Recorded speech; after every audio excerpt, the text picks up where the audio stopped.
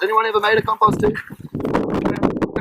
rough idea. So when we make biology of the food, and that's doing all of the decomposing. When we make a compost tea, we're basically taking all of that bacteria that we've propagated, giving it some food, and multiplying all of that biology, and then we can take that biology and spray it out. Instead of this little pile of compost only being able to be spread, maybe one system in the market garden, we can make a tea of the same biology and spread it out in a massive area. So it's like about 4 litres can do about an acre. So we can make 3,000 litres at a time. We could basically do this whole property in one go with 30 litres. And that spreads the bio with all the good bacteria and stuff. Do you see a difference with putting compost? Like, why are we still putting compost in the bed if that's good? Beneficial for the organic matter. Okay. So biology is one massive pro to assisting in basically facilitating all of the nutrient cycling, but without giving the biology food. Okay. So we're making this a fungus opportunity, which is going to be for the light. We've added all of that organic matter, soil, seeds, and now we're going to give it a whole lot of biology to kickstart it. Yeah. Making magic. Cool. So we've got our most recently finished pile, and then we've got this pile which is about 4 months old, and it's got 6 different biodynamic traps. And I'm thinking about, and we can be a little bit selective on the material that we use. So pretty much all biology doesn't do well to UV rays, so this outside glass can be very active. So we're going to kind of just scrape a little bit back. I don't think we can see a whole lot of light in here. It will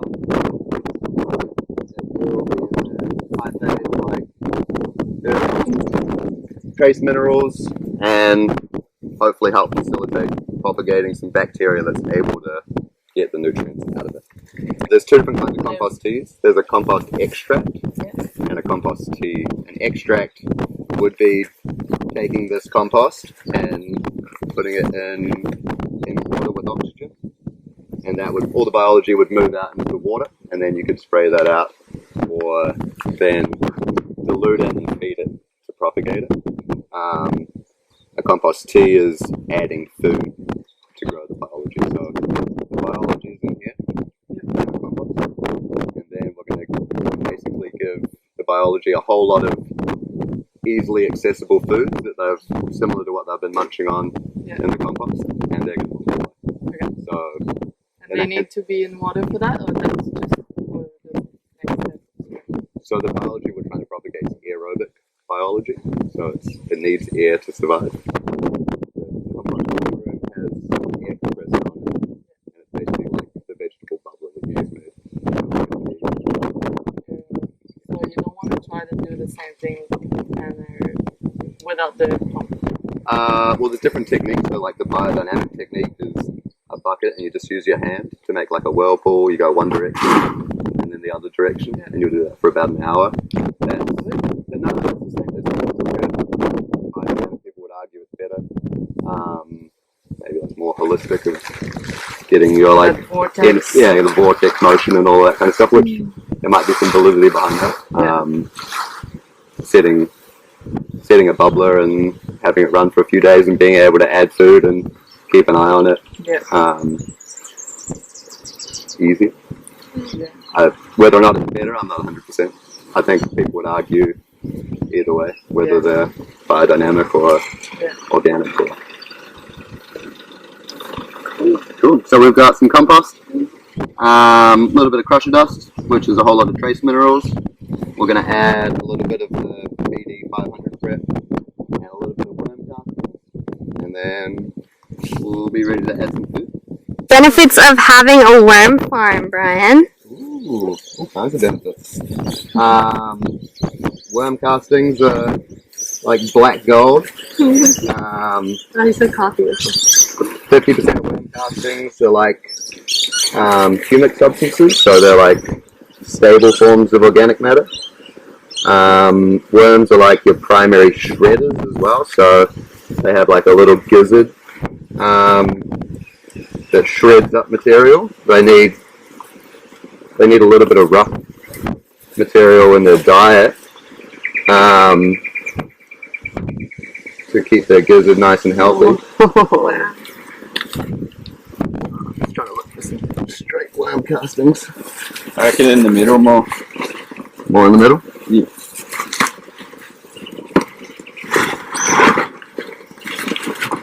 It looks pretty fresh.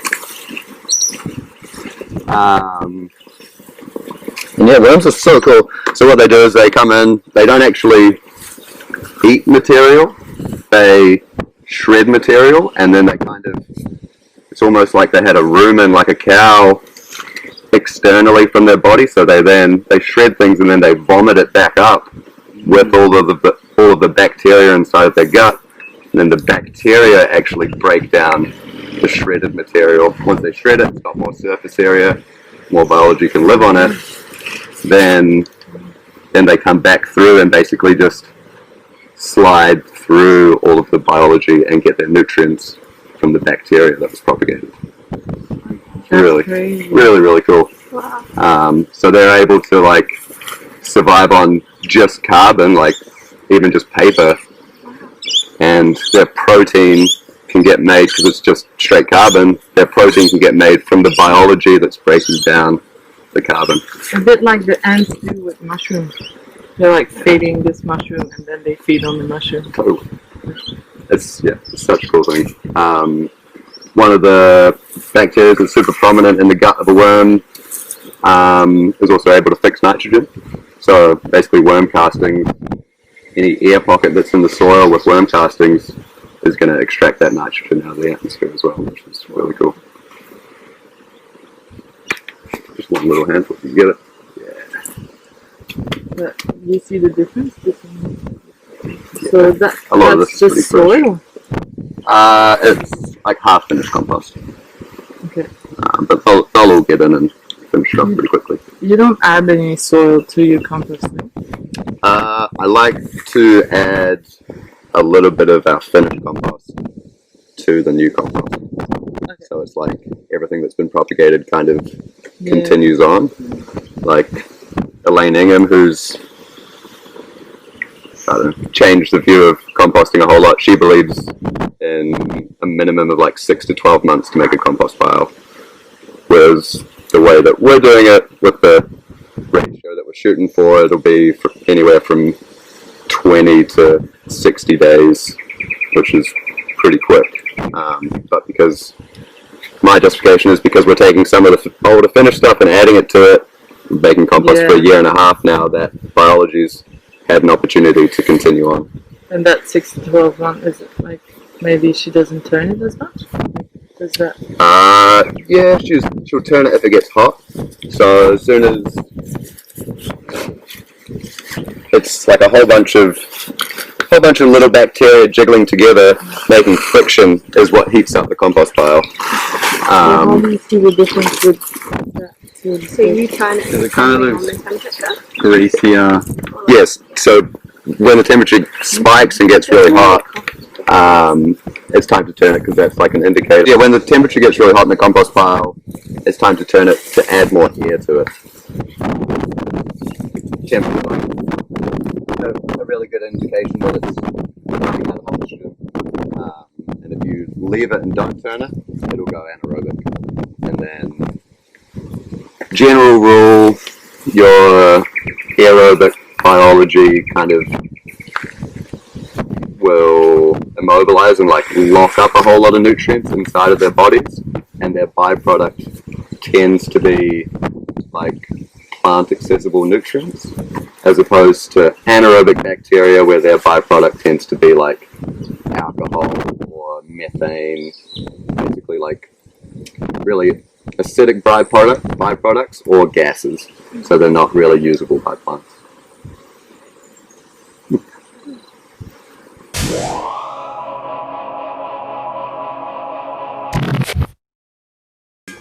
This is our tea brewers. You can make 3,000 litres at a time. We're just going to make 1,000 litres today. So we've got 1,000 litres of dam water in there, which isn't ideal because it's dam water. There's going to be probably some anaerobic biology living in there, but as soon as we make it aerobic, they're going to start to die off, and our aerobic biology is going to be prominent, is the goal. What do you see as the benefit of the biodynamic? I don't know so much about the cosmic connections of it,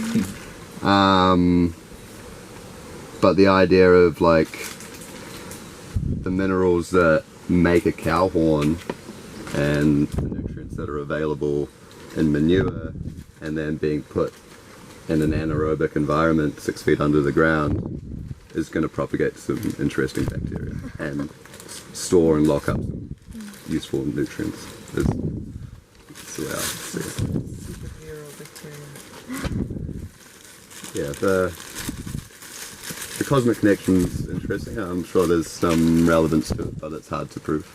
I've had a look at the stuff under the microscope, and there's a lot of really healthy bacteria and fungus living in there. So it's water soluble coal or fossilized coal. So it's gone through like a similar process of like fossil fuels and all that kind of stuff, but it's in a different form. It's not petrol, it's not diesel or crude oil or whatever you want to call it, or coal. It's humic acid. Similar structure. Do you reckon we're like liberating the CO2 from that? I don't know. Same as the idea of fossil fuel. Parts of it. So a benefit to this is it's quite similar to biochar in the sense of it having lots and lots of micropores. Yeah. So it's water soluble. It dissolves, but on like a microscopic level, it's got lots and lots of little pores, and like under a microscope, fungus can move into those pores and have like a safe home to be able to like be inside of its safe home, and then it can move out from there, as well as being stable, being able to breathe, hold gases. But yeah, you can see how soluble it is. A lot of functions that, like, you can go down a lot of rabbit holes on this stuff, and science is still kind of figuring out what humic substances are and what they do. I think a few years ago they thought all humic substances were stable and permanent, and just in the last couple of years I've realised that from tilling and disturbance they can be gassed off and that carbon can be released again, so they're not actually stable. It depends on the conditions and the environment and the management, a whole lot of factors. Shaking the fish emoji. Cool. So, and then we're going to fire it up. We're going to get it nice and aerobic before we start to add anything to it. So it's going to get loud. This stuff goes a little bit, goes a really, really long way. And a backpack sprayer like back there, you'd probably add about a teaspoon to 20 litres. Humic acid. This stuff's really versatile, got a lot of different uses. Really commonly used in aquaculture, which basically prevents light penetration and stops algae blooms, which is pretty cool. But we're going to use it as a home for our biology. It's a really generous cupful.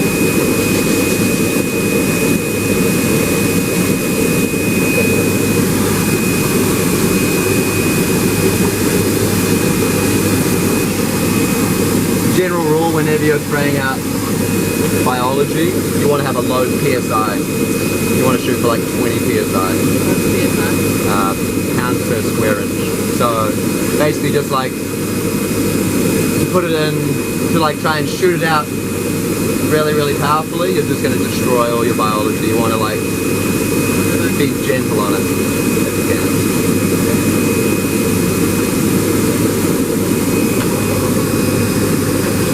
Why did you want this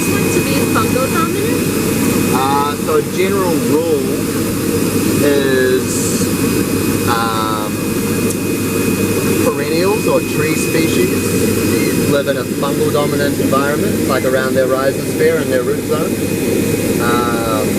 And annual plants live in a bacterial dominant environment. And we can do all different ratios, so we can make like a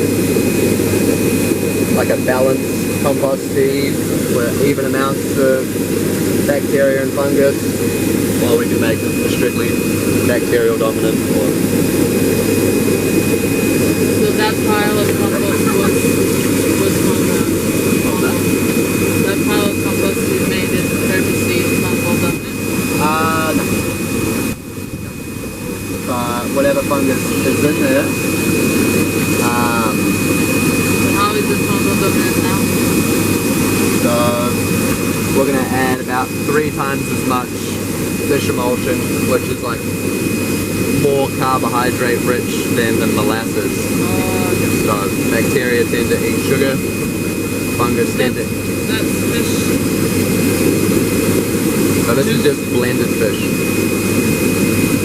And it's fungal. It has a tendency to be like... So, like, mushrooms in general are like saprophytes. They live on dead material.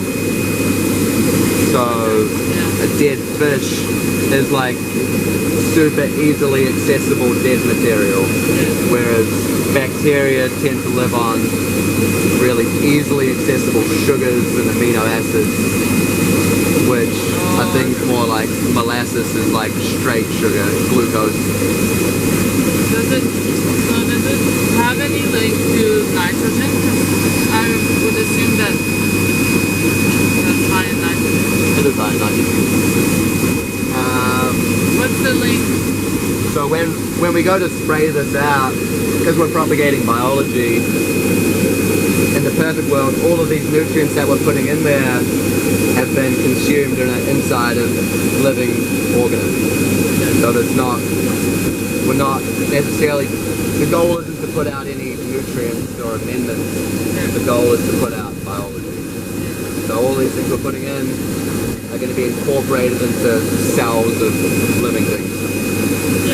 So like the nitrogen content or the phosphorus amounts or any of the minerals are like,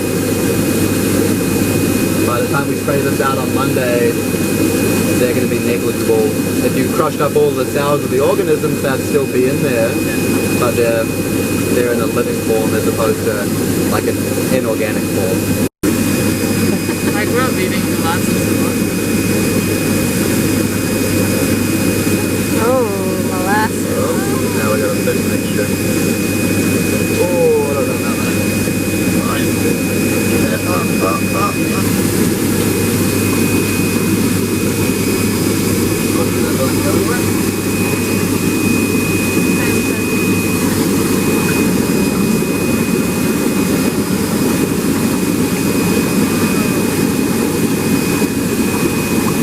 There you go. Cool. How do you leave the water like that? Yeah, so this is going to run till Monday. Till Monday.